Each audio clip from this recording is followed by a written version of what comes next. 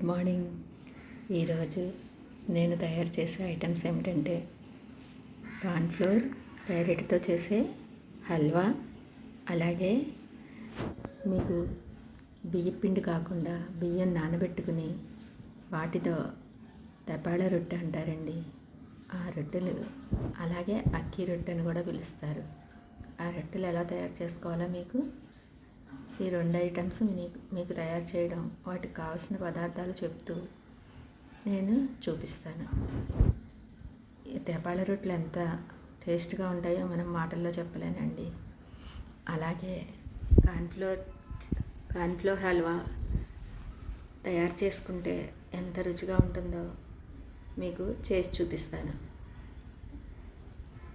ఈ కార్న్ఫ్లోర్ హల్వాని చక్కగా మనం కిట్టి పార్టీస్ జరుగుతున్నప్పుడు, అలాగే చిన్న చిన్న ఫంక్షన్స్ జరుగుతున్నప్పుడు, ఎవరికైనా చుట్టాలు మన ఇంటికి వస్తున్నప్పుడు తయారు చేసుకోవాలంటే ఇది ఎంతో ఈజీగా తయారు చేసుకోవచ్చు.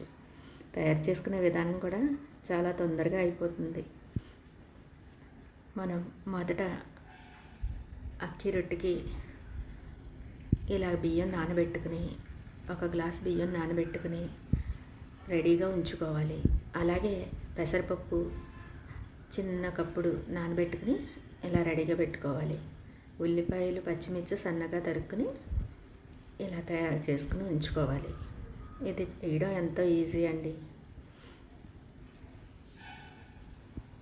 అదేవిధంగా మనం కార్న్ఫ్లోర్ హల్వాకి ఫుడ్ కలర్స్ వాడకుండా క్యారెట్ వాడుకుంటే కలర్ ఎంత బాగా వస్తుందో మీరే చూడండి.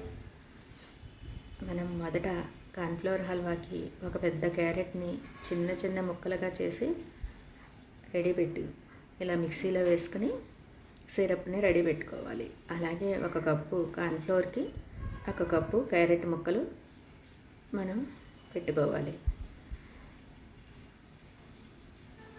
అదేవిధంగా మనం మొదట కార్న్ఫ్లోర్ని ఒక కప్పు మిక్సీ చేసుకున్న క్యారెట్ జ్యూస్ని ఇలా కార్న్ఫ్లోర్లో మనం చేర్చుకుని చక్కగా దీన్ని కలుపుకోవాలి. మనం కార్న్ఫ్లోర్ ఒక కప్పు కదండి, అలాగే ఒక కప్పు క్యారెట్ కాబట్టి పంచదార ఏ కొలతల్లో వేసుకోవాలంటే 1.5 కప్పు అయితే సరిపోతుంది. అలాగే నెయ్యి కూడా ఒక చిన్న కప్పు తయారయ్యాక మనం వేసుకునే విధానం కూడా మీకు తయారు చేస్తూ చూపిస్తాను. మొదట మనం పంచదారని ఒక అరకప్పు వాటర్ పోసుకుని 1.5 కప్పు పంచదార వేసుకుని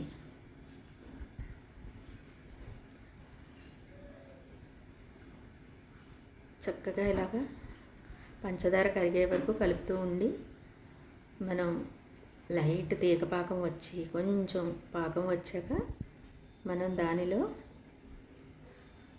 కొంచెం ఎలాచి కావాలనుకుంటే వేసుకోవచ్చు, లేకపోతే అక్కర్లేదు.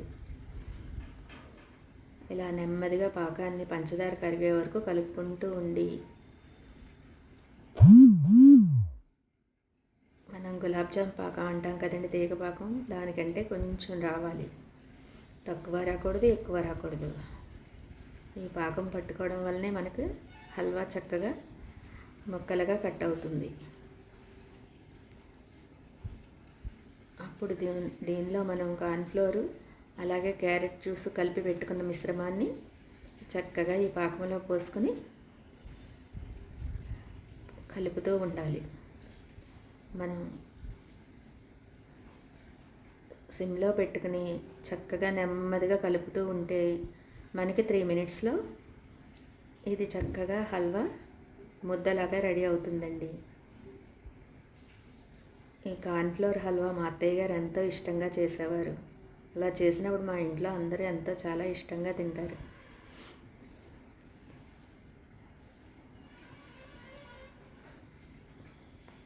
మనం ఫుడ్ కలర్స్ వాడకుండా చేస్తున్నాం కదండి. మనం కిట్టి పార్టీస్కి, అలాగే మన ఇంట్లో ఎవరైనా అతిథులు వస్తున్నప్పుడు వారికి పెట్టడానికి ఈ హల్వా చేసుకుంటే చాలా బాగుంటుంది. ఈ వీడియో కనుక మీకు నచ్చితే లైక్, షేర్, కామెంట్ చేయడం మాత్రం మర్చిపోవద్దు.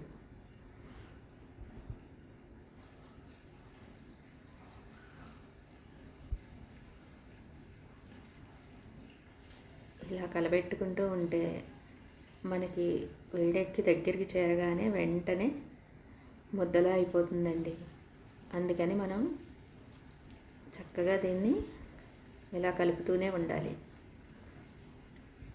ఇలా కలుపుతూ ఉంటే కొంచెం దగ్గరికి చేరడం ప్రారంభించగానే చక్కగా ఇలా ముద్దలా అయిపోతుంది.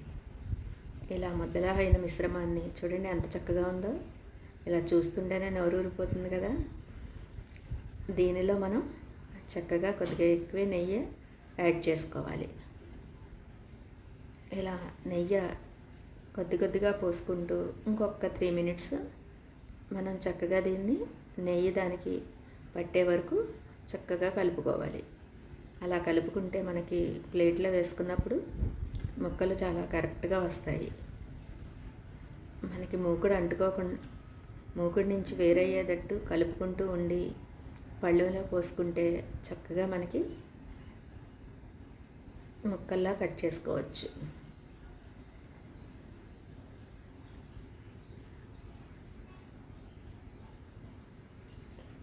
ఒక 3 మినిట్స్ ఇలా కలుపుకున్న మిశ్రమాన్ని పళ్ళెంలో పోసుకుని చల్లారబెట్టుకుని మనం ముక్కలు ఏ విధంగా కావాలనుకుంటే ఆ విధంగా కట్ చేసుకోవచ్చండి. ఎంతో రుచికరమైన ఈ హల్వా మీరు కూడా తయారు చేసి మీకు ఎలా వచ్చిందో నాకు కామెంట్స్లో చెప్పండి. దీనికి క్యారెట్ వేయడం వలన మనం ఫుడ్ కలర్ వేసిన దానికంటే కూడా చక్కటి కలర్ వస్తుంది.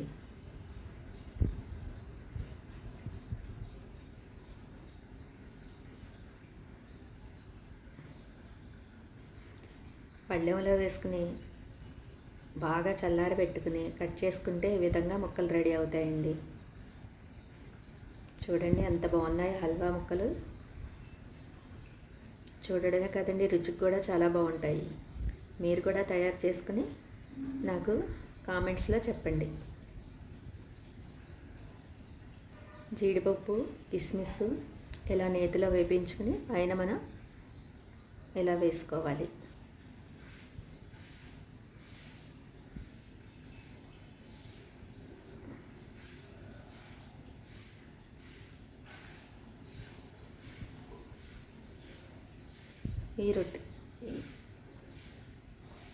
ఈ హల్వా తయారు చేసుకుని మనం ఇందాక చెప్పాను కదండి, అక్కి రొట్టెకి మనం రొట్టెకి చక్కగా ఒక అరగంట ముందు నానబెట్టుకున్న బియ్యాన్ని ఇలా మిక్సీలో వేసుకుని మెత్తటి పిండిలా చేసుకోవాలి.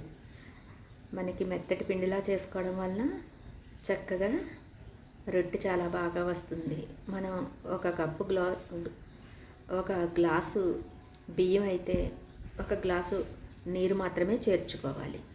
చేర్చుకుని చక్కగా ఇలా పిండి ఆడుకుని పొయ్యి మీద దలసరి గిన్నె కాకుండా ఇలాగా కుక్కర్ పెట్టుకుంటే మనకి పిండి చాలా చక్కగా తయారవుతుంది రొట్టెలు చేసుకోవడానికి.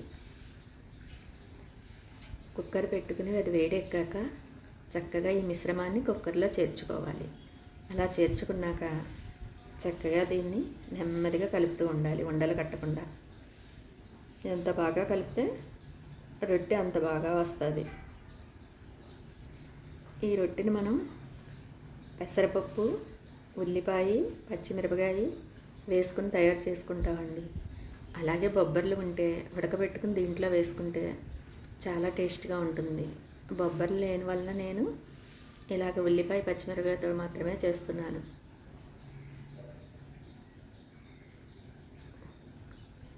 నానిన పెసరపప్పు వేయడం వలన రొట్టె చాలా కమ్మగా వస్తుంది. అందుకని ముందే మనం అరగంట ముందు చక్కగా పెసరపప్పు నానబెట్టుకుని ఉంచుకోవాలి.